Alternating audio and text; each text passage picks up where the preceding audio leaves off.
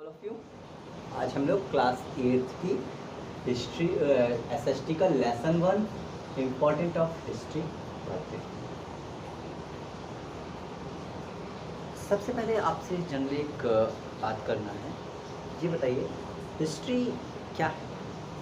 आप क्लास 6 में, क्लास 7 में, क्लास लोअर क्लासेस में 5-6 में भी आप इजीली पढ़े हैं हिस्ट्री के बारे में। हिस्ट्री क्या होती है?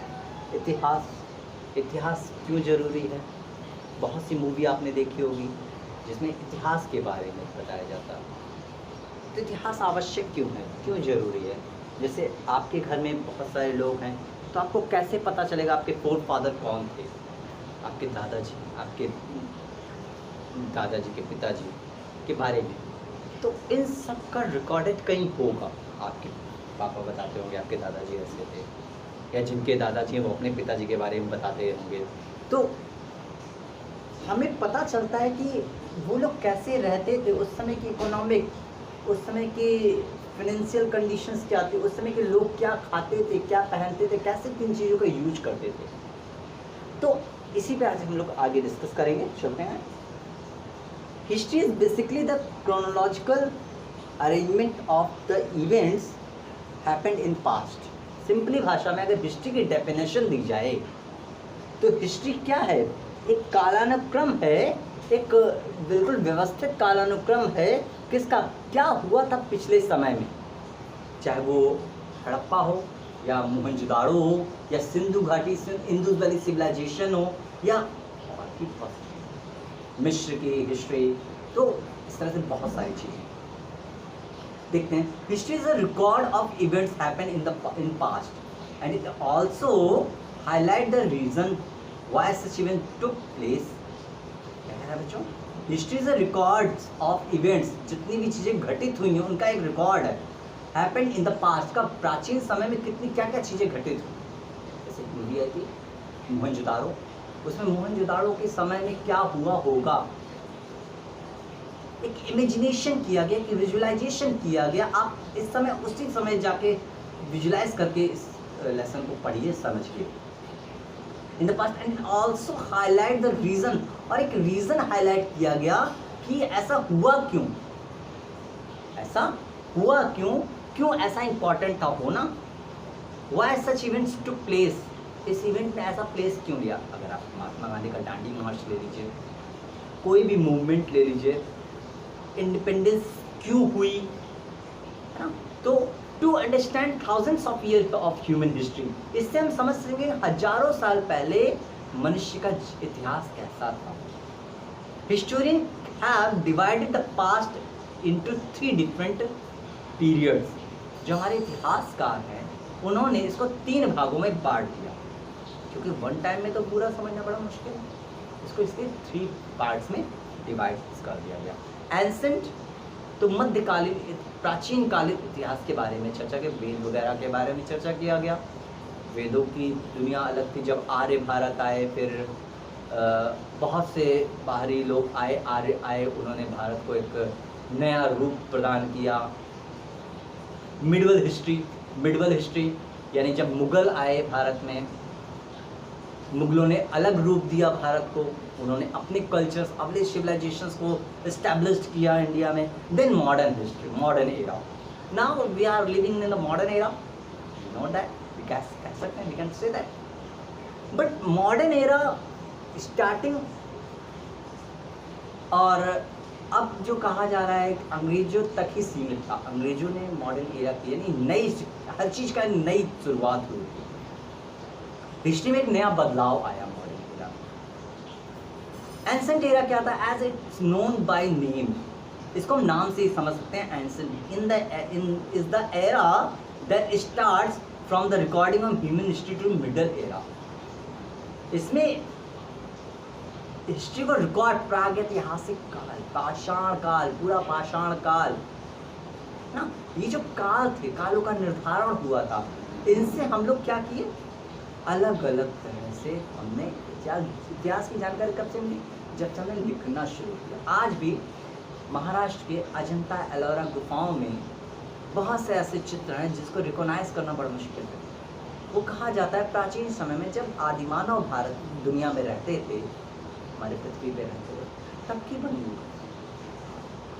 नेक्स्ट हम लोग देखते हैं middle era is the period between ancient and modern era. ये एंसेंट और मॉडर्न एरा के बीच का समय था। Modern era as per some historians start from the discovery of America and as per Indian perspective it starts from the death of Mughal emperor Aurangzeb.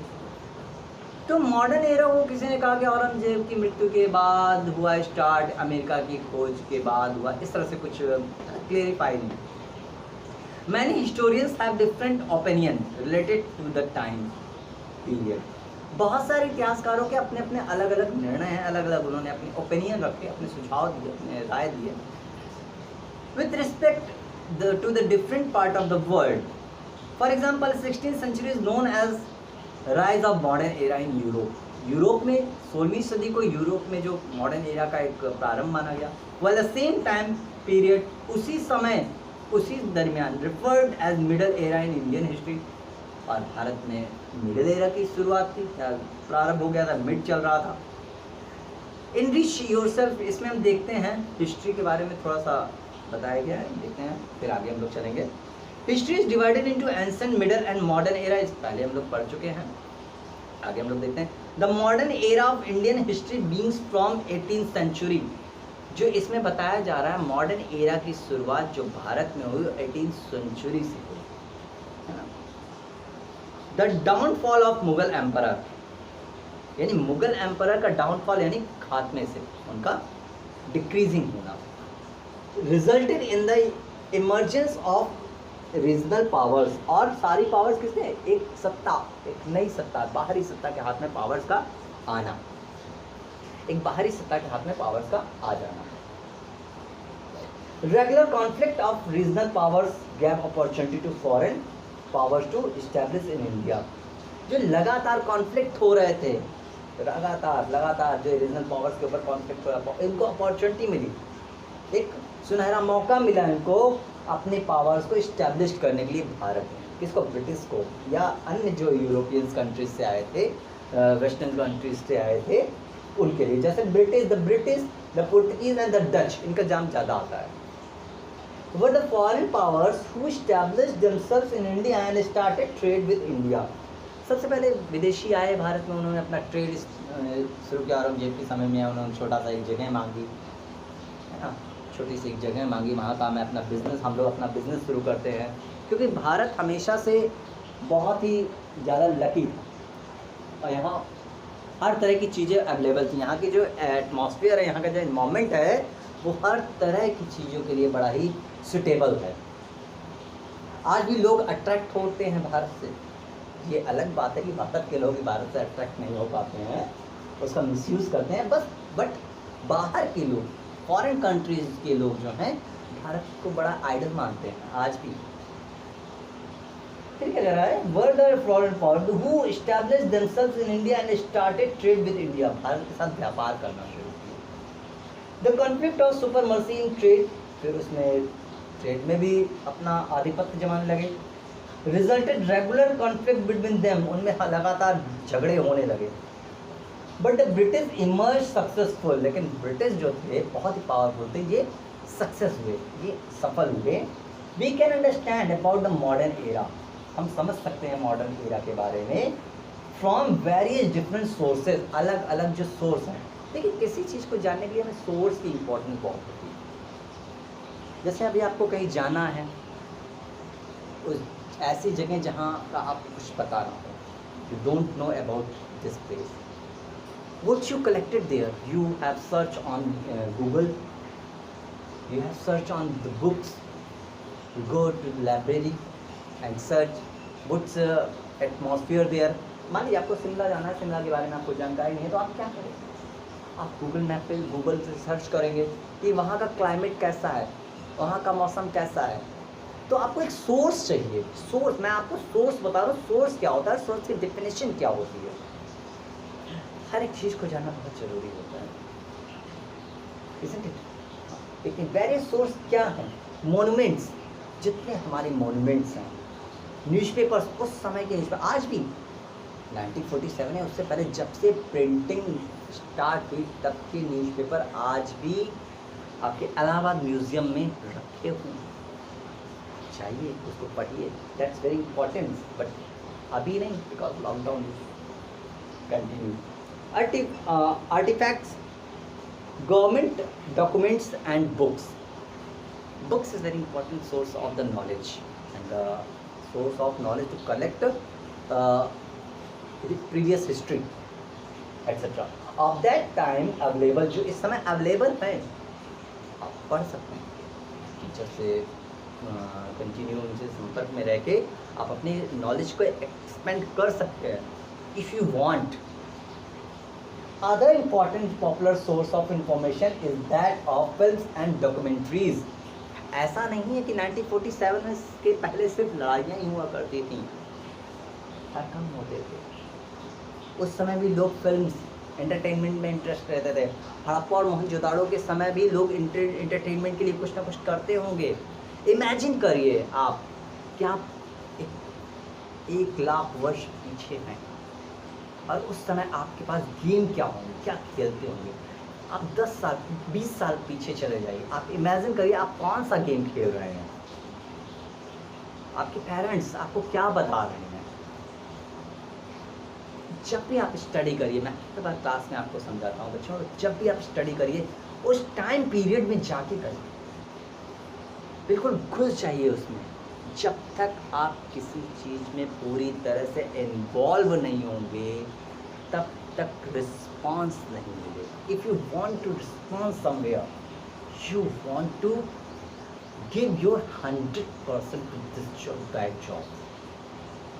Okay, यहाँ हम लोग देखते हैं टेस्ट योर नॉलेज नाउ। अपना देखते हैं हमने समझा क्या अब तक। इतना तो लेक्चर हो गया, जानते हैं जेंट्स लेक्चर ज़्यादा देते हैं, तो इतना तो लेक्चर हो गया। आप समझते हैं कि हमने समझा क्या इसमें।